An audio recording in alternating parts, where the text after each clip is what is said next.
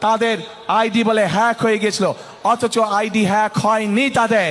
এই বিষয়ে যারা বিশেষজ্ঞ তারা পরিষ্কারভাবে বিভিন্নভাবে বলেছে যে আইডি এইভাবে হ্যাক হতে পারে না।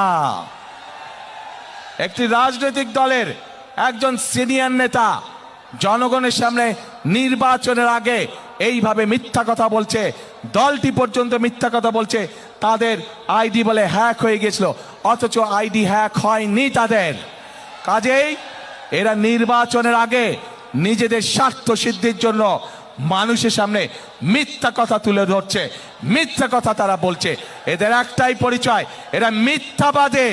এরা নিজেদের প্রয়োজনে নিজেদের স্বার্থেরা মিথ্যা কথা বলে।